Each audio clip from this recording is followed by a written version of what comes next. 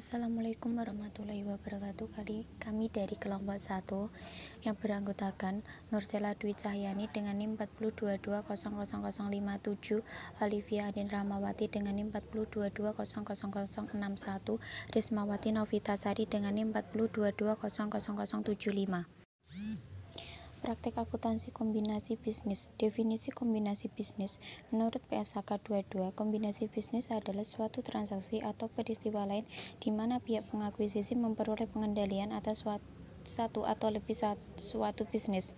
Transaksi yang kadangkala disebut sebagai penggabungan sesungguhnya, true merger atau penggabungan setara, merger of equal, juga merupakan kombinasi bisnis.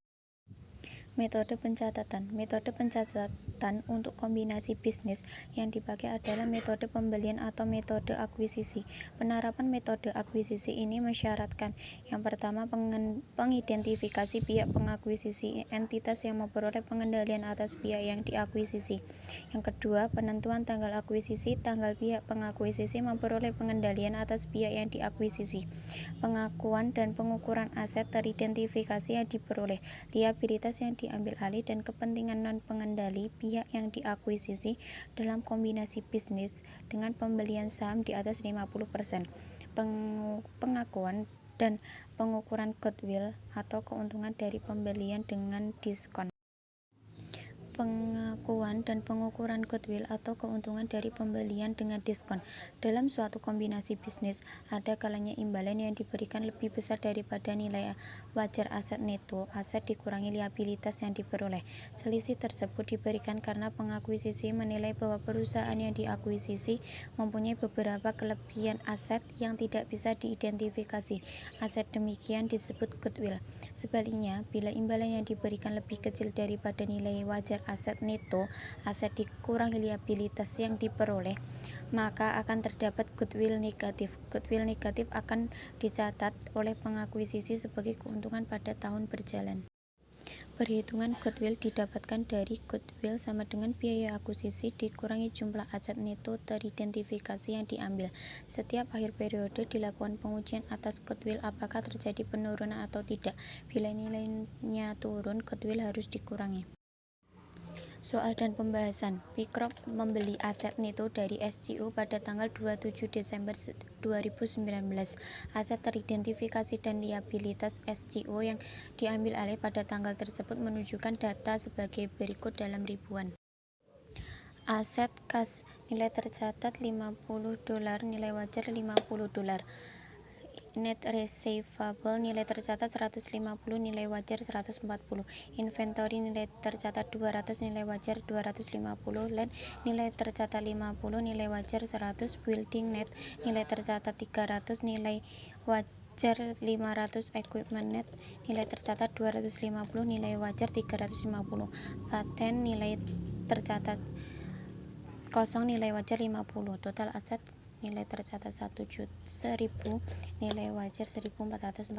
Liabilities account payable, nilai tercatat 60, nilai wajar 60. Notes payable, nilai tercatat 150, nilai wajar 135. Other liabilities, nilai tercatat 40, nilai wajar 45. Total nilai liability 250, nilai wajar 240. Kasus 1, terdapat goodwill. Pikrop membayar tunai $400.000 dan menerbitkan 50 lembar saham per $10 dan nilai pasar saham $20.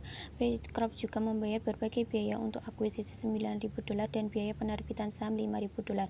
Nilai investasi yang dikeluarkan oleh Pikrop adalah pembayaran tunai $400.000, penerbitan saham $50.000 dikali $20 sama dengan 1 juta, total yaitu $1.400.000. Sedangkan nilai wajar aset neto yang diperoleh $1.200.000, sehingga dalam hal ini terdapat goodwill $200.000.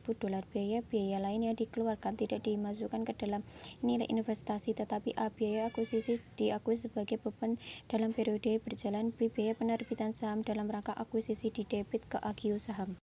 Jurnal yang dibuat Pikrop dalam rangka investasi di SCO adalah Investment in 1.400.000, Kas 400.000, Common Stock 500.000, Additional Paid in Capital 500.000 untuk mencatat penerbitan 50 lembar dalam saham, pembayaran $400 200.000 tunai untuk kombinasi bisnis dengan SCO, cash 50.000, net receivable 140.000, inventory 250.000, land 100.000, building 500.000, equipment 350.000, paten 50.000, goodwill 200.000, account payable 60.000, notes payable 135.000, other liabilities 45.000, investment in SCO 1.400.000.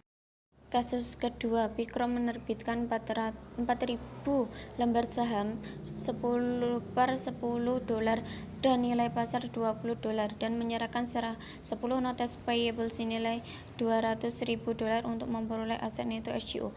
Biaya akuisisi $1.000 dan biaya penerbitan saham $5.000. Nilai investasi yang diperlukan oleh Pikro adalah penyerahan efek hutang $200.000, penerbitan saham $40.000 dikali $20 sama dengan $800.000, total $1.000.000. Nilai aset neto SCO sebesar $1.200.000, goodwill negatif $200.000. Jurnal yang dibuat B dalam rangka investasi di SCO adalah investment in SCO 1.200, notes payable 200.000, common stock 500.000, additional paid in capital 500.000. Untuk mencatat penerbitan 50.000 lembar saham dan penyerahan notes payable $200.000 untuk kombinasi bisnis dengan SCO, cash 50.000, net receive 140.000, inventaris 250.000, land 100.000, building 500.000, equipment 350.000, paten 50.000, account payable 60.000, notes payable 135.000, other liabilities 45.000, investment in SCO 1 juta, gain on bargain purchase 200.000. Sekian presentasi dari kelompok kami. Apabila ada kurang lebihnya kami mohon maaf. Wassalamualaikum warahmatullahi wabarakatuh.